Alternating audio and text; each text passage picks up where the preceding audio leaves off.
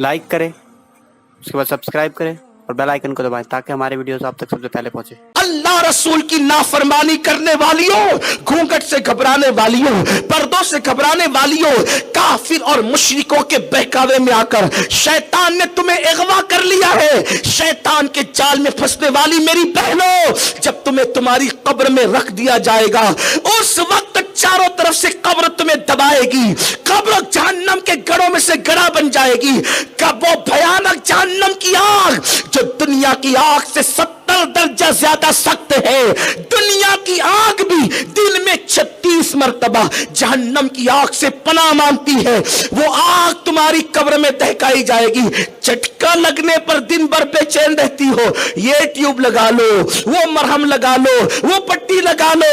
अरे छोटे सी अंगार के झटका तुम्हें इतना तकलीफ पहुंचाता है जब बेपर्दगी की वजह से तुम्हारी पूरी कब्र में जहन्नम की आग भड़काई जाएगी। बोलो, क्या कोई शौहर मदद के लिए आएगा? कोई मां मदद के लिए आएगी? कोई भाई मदद के लिए आएगा? नहीं नहीं, कोई मदद के लिए नहीं आएगा। ये बेवफा दुनिया ने किसके साथ वफा की है जो तुम्हारे और मेरे साथ वफा करेंगे लोग?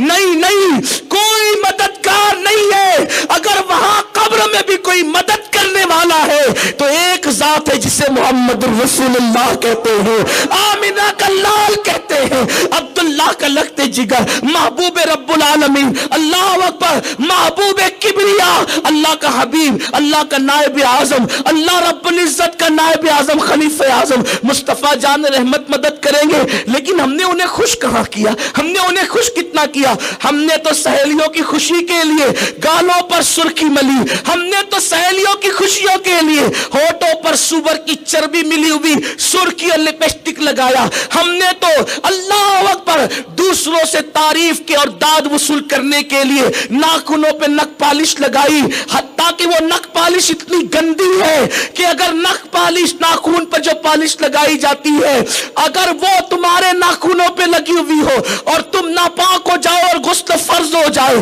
तो नहाने के बाद भी गुस्ल उतरता नहीं जब तक कि उसका जर्म खत्म ना हो जाए। अल्लाह अकबर, नापाक पड़ी रहती हो, तुम्हारे घर में रहमत के फरिश्ते कैसे आएंगे? तो एक वबाल तो ये है, हुस्न परस्ती का एक वबाल तो ये है कि आज औरतें बेपर्दा हो गई। अल्लाह रब्बुल इज्जत के कानून को पीछे डाल दिया। अब इस बेपर्दगी का वबाल क्या है? इस बेपर्दगी से गंदगी क्या हो रही है? इस बेपर्दगी से बुराइयां क्या फैल रही है? ऐ खातून जन्नत की कनीज़ों, ये बेपर्दगी का वबाल ये है कि जब मर्दों की नजरें तुम्हारे हुस्न को तकती है तो आजकल के मर्द नफ्स परस्ती में मुब्तला हैं। इल्ला माशाअल्लाह, जब भी वो किसी औरत को देखते हैं तो ललचाई हुई नजर से देखते। वो दौर गया जब किसी औरत पे नजर पड़ती थी तो लोग शर्म से झुका लेते थे। आज औरत को उरिया कर दिया गया, आज औरत को नंगा कर दिया गया। आज साबुन बिक रहा है, 2 पैसे की चीज भी बिकती है तो औरत की तस्वीर के साथ बिकती। आप क्या समझती हैं कि मगरबी तहजीब तुमसे मोहब्बत करती है? मगरिब के लोग तुमसे प्यार करते हैं? वल्लाह तल्ला बिल्लाह, वो नफ्स के पुजारी तुमसे कैसे प्यार कर सकते हैं? उन्होंने तो तुम्हें फोटो के जरिए से बेच दिया।